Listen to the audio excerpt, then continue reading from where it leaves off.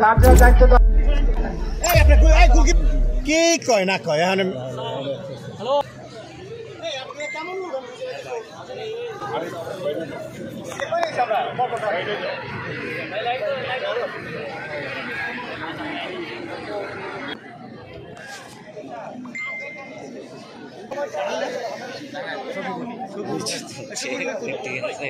আমাদের কে টিভি আইসা উঠছে, এতক্ষণ কোনো পাইলাম না, এখন আইসা উঠছে।